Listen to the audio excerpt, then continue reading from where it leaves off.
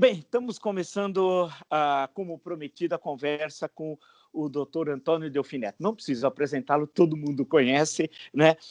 Tantas vezes ministro no Brasil de 3 governos, deputado constituinte, deputado durante tantas legislaturas, professor, autor de um clássico, no mínimo de um clássico da história econômica brasileira, que é o Problema do Café no Brasil. E vamos tentar, se possível, aí vai depender muito também do doutor Delfim, sempre ter umas conversas periódicas discutindo alguma questão mais significativa da semana. Estamos começando hoje num bate-papo bastante informal. Então, primeiro, eu queria agradecer ao senhor ter aceito o convite e já, sem delongas, coloco a seguinte questão, doutor Delfim. Qual é o principal fato econômico da semana, de acordo com o senhor? Vila, em primeiro lugar, muito obrigado pela oportunidade que você me dá de continuar essa conversa com você. Eu acho que foi muito agradável, terei muito prazer de continuá-la.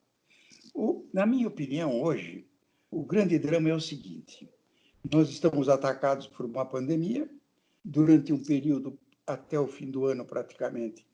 Nós não vamos ter restrição nenhuma de gastos para atender a saúde. O sistema financeiro também está tendo liquidez completa através do Banco Central. Mas o nosso problema é o seguinte: agora nós descobrimos que existiam 38 milhões de pessoas invisíveis. Quer dizer, isso é uma coisa absolutamente espantosa. Então, o que acontece?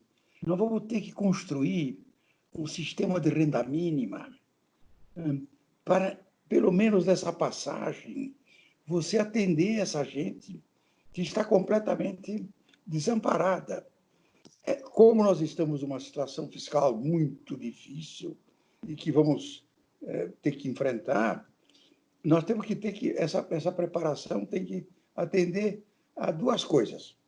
Primeiro, ela tem que ser razoável do ponto de vista social, ela tem que ser sustentável fiscalmente e, na verdade, politicamente aceitável, porque essa gente descobriu que tem poder. Esses invisíveis descobriram, através da pandemia, receberam ajuda de R$ 600 por mês, descobriram, portanto, que tem cidadania, o que é uma revolução, na verdade. E a maior parte deles, hoje, sabe que pode exercer essa cidadania. Hoje eles podem ser mobilizados pela internet. Ninguém manda neles, na verdade. Eles hoje podem se organizar entre eles mesmos pela internet, de forma que você está diante de uma questão política. Nós temos de encontrar uma solução.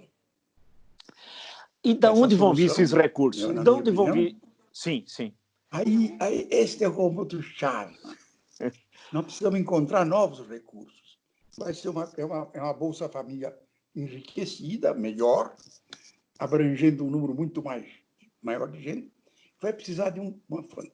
Na minha opinião, vamos pensar um pouco nos problemas do orçamento da União. O orçamento da União hoje, 97%, Vila, está fixado pela Constituição. Nós engessamos de tal forma os gastos do governo que sobraram 3 ou 4% para ele aplicar. Não tem sequer para investir. Portanto, não vai encontrar dentro do orçamento o espaço.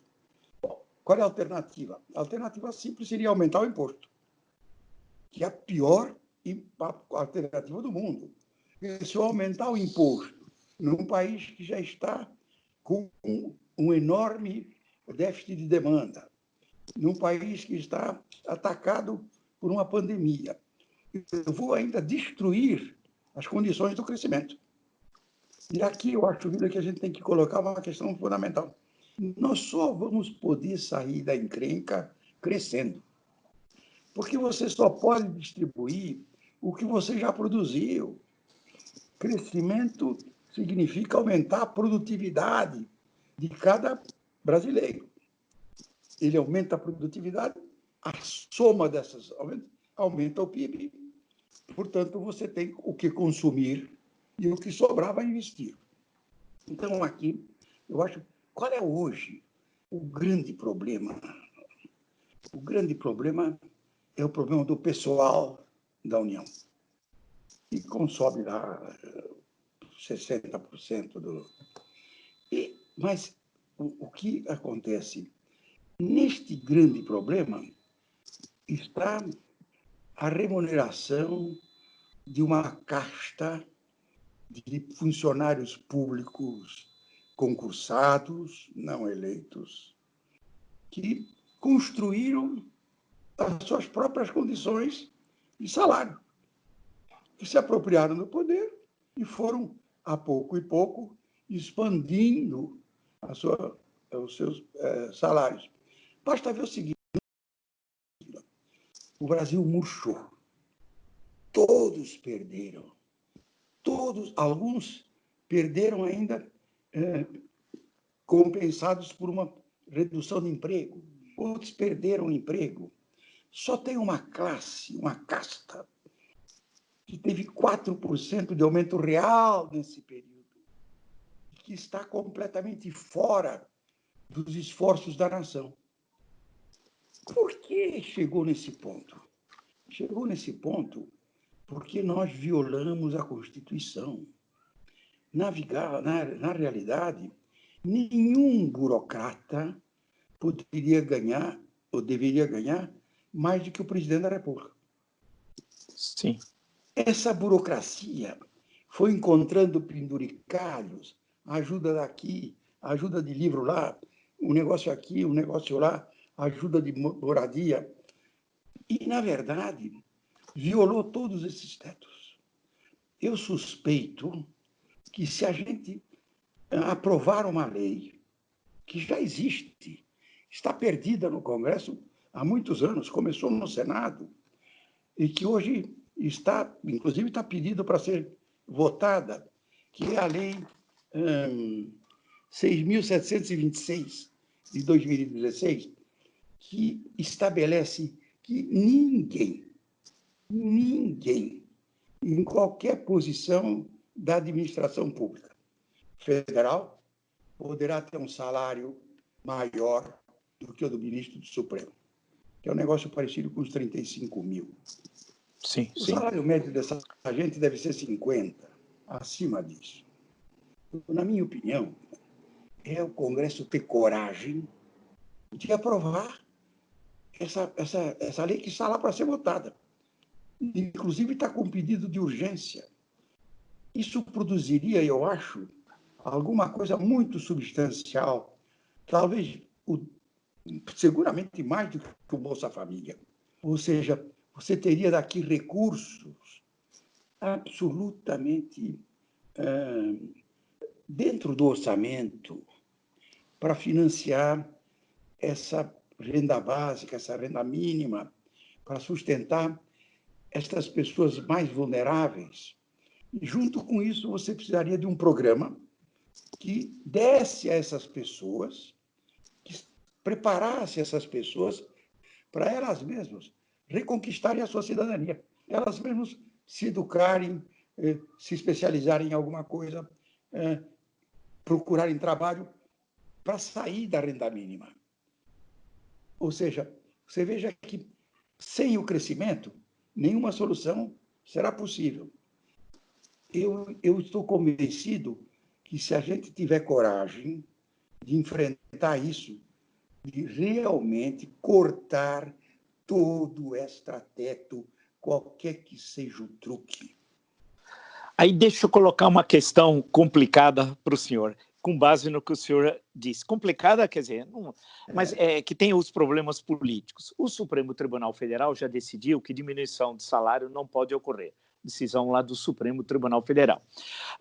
Os altos salários, eles estão concentrados, de acordo com alguns levantamentos, no Judiciário e no Legislativo, não no Executivo, né? Mas não, nesses dois poderes. Também, mas não chega... No Executivo não tem. Não no tem, Executivo, não tem. Tem o que eles chamam de corta-teto. Sim, O próprio processo de fazer a folha de salário, sim, a sim, folha de sim. pagamento, tudo que sai o teto cai. Já no próprio olerite já cai. A Então, grande vantagem, sim, só para terminar, claro. no Supremo não tem truque. O ministro do Supremo ganha rigorosamente o teto. Perfeito, perfeito. Então, o senhor destacou essa questão do desequilíbrio salarial, né, especialmente dos dois poderes, do legislativo e do judiciário, né? Disse que o governo fica engessado pelo que é determinado, os governos, não é só esse, porque pelo que é determinado pela Constituição, porque carimbou tudo, né, sobra muito pouco para que o governo possa gastar segundo o seu programa de governo, né, apesar que esse governo não sei se tem programa. Agora, tem uma questão, numa pandemia, numa maior recessão da história que teremos esse ano, tudo indica que será a maior da história. Como é possível, então, crescer, como o senhor está destacando, sem aumentar os tributos, ao menos num primeiro momento? Seria como, mal comparando, o take-off. Começa a fazer a decolagem, tudo bem, se aumenta os impostos, mas daqui 2, 3 anos você voltaria a um patamar inferior. É possível isso? Porque de onde vêm os recursos, doutor Delfim? Deixa eu dizer, os recursos só podem vir de dentro do orçamento, Vila. Se eu tentar novos impostos, simplesmente eu não vou fazer os investimentos que eu preciso. Esses impostos estão na mão do setor privado, que o setor privado vai ter que investir. Então, o que eu digo é o seguinte, esse nosso caminho só tem uma solução se nós encontrarmos dentro do orçamento as condições. Você levantou uma questão inicial muito interessante, que é que o Supremo decidiu que não se pode abaixar salário. Sim, não se pode abaixar o salário, legítimo. Os penduricalhos que foram acrescentados estão fora da lei. E ninguém está querendo reduzir o salário. Nós estamos querendo reduzir as vantagens que foram colocadas pela própria casta que se apropriou do poder para ampliar os seus salários. Esse negócio está mais do que discutido. Começou com o projeto já no Senado, da Cátia Abreu, e tem agora esse projeto no Congresso, na Câmara, do Rubens, de forma que você teria aqui, na minha opinião, 30, 40 bilhões, no mínimo, Sim. para você fornecer, financiar aquela renda mínima, que, de novo, ela só funcionará se realmente nós dermos garantia jurídica, nós combatemos a pandemia e voltarem os investimentos. Então, você terá o conjunto das duas coisas. Você terá um aumento de emprego, porque se você não tiver aumento de emprego, não adianta você fazer a Bolsa, porque ela vai ter que continuar permanentemente. Você precisa fazer essa Bolsa de tal jeito, essa renda mínima, de tal jeito que aquelas pessoas que, por destino, por confusão, porque nasceram num lar muito pobre, porque não tiveram as condições de igualdade de oportunidades, nós precisamos nos solidarizar com elas e dar para elas o suporte mínimo para sobrevivência e dar para elas também o instrumento para que elas adquiram a sua cidadania. Quer dizer, ninguém quer viver de esmola. Nenhum cidadão vive de esmola. O cidadão recebe a esmola porque não tem outro caminho. Mas gostaria muito de receber a oportunidade de trabalhar e ganhar a sua própria vida. Que é assim que ele encontra o respeito dos seus filhos, o respeito da sua mulher, o respeito da sociedade. Então, o que eu diria é o seguinte, um dos mecanismos, na minha opinião, mais politicamente muito difícil, porque seria que tem que aprovar no Congresso essa lei que está lá. Mas com isso você teria, pelo menos no curto prazo, uma renda mínima que satisfaria essas condições. Você tem que, ao mesmo tempo, criar condições para que volte o crescimento, para reduzir o desemprego, para ajudar essa gente toda a sair da renda mínima. Mas seria uma mudança, doutor Delfim, importante. O que o senhor está colocando é uma questão interessante, porque com essa renda mínima, tendo porta de entrada e porta de saída, quer dizer, né? Então, durante um período, 2 anos, não sei, o cidadão ou a cidadã está recebendo essa renda mínima. Com isso, ele precisa comprar gêneros de primeira necessidade, material de construção, em suma, aquilo aquece a economia, né? Tem um multiplicador. Que é aquele efeito multiplicador. A renda mínima tem um multiplicador. Aqui você está levantando uma questão interessante. Se eu dou R$100 de renda mínima para alguém, ela compra bens. Como o imposto sobre os bens é de 30, ela está me devolvendo 30. Sim.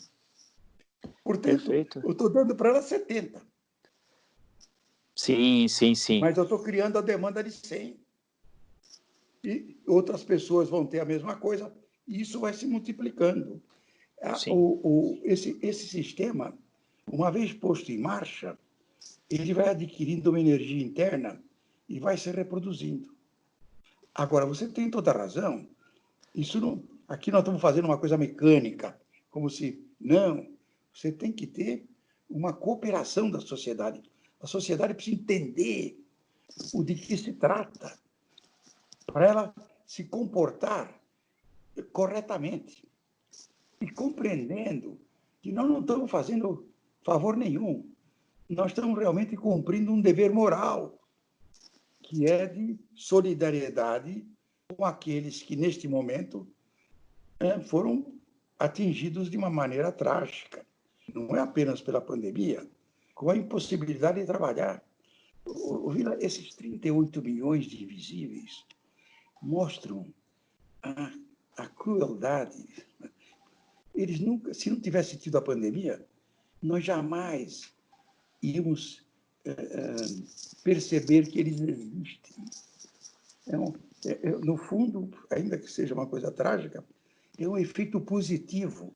Sim. Quer dizer, a sociedade está sendo obrigada a se encarar como ela é, na verdade, não como a gente fantasia que ela seja. Então, agora, isso vai colocar questões que vão mudar a nossa vida. Na verdade, eu não tenho dúvida. Nós nunca mais vamos ser o mesmo, Vila. O Brasil não vai mais ser o mesmo. Eu acho que isso que o senhor está falando é super importante, doutor Delfim, desculpa interrompê-lo, porque, e o senhor colocou lá, um pouco atrás, a questão moral. E aí eu me lembrei que alguns liberais brasileiros não leram o Stuart Mill, por exemplo. Bem, eu não sei o que os liberais... o que eles leram. Quem não leu o Stuart Mill... O que eu fico espantado, está levantando uma questão... A minha grande divergência, inclusive, com os marxistas, é que eu digo, o Stuart Mill já disse antes de Marx, em 1848, nos princípios, Marx soltou o manifesto.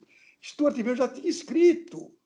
Quer dizer, esse liberalismo de verdade, que é um humanismo. Essa que é a verdade. Sim.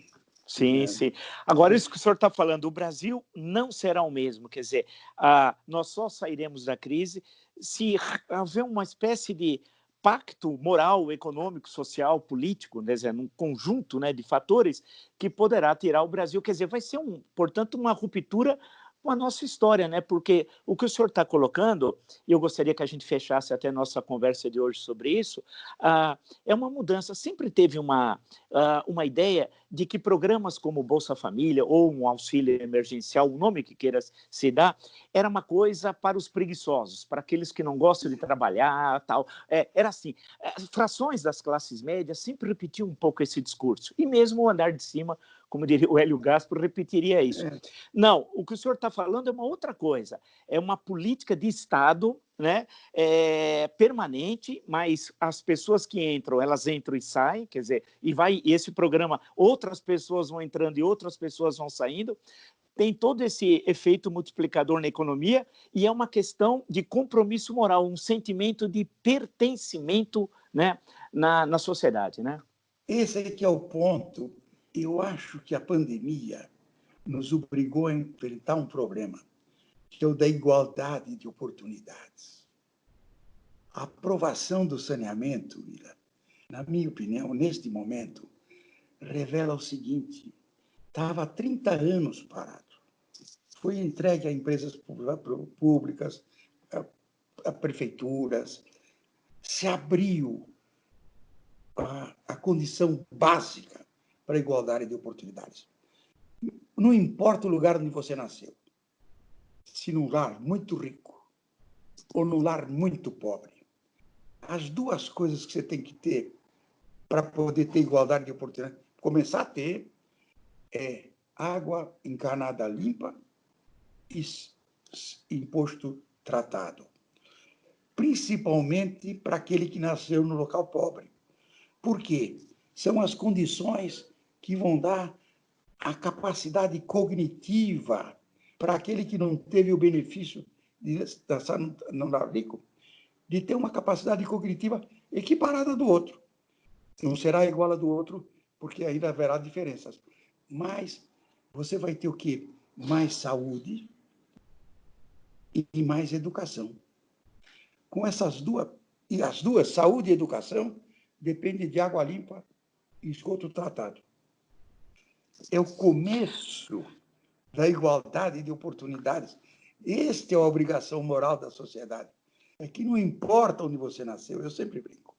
Se você nasceu numa suíte do Waldorf Astoria, numa noite de glória, com caviar e champanhe, ou se você foi produzido sem querer, contra a vontade, no Museu do Ipiranga, num sábado à noite chuvoso.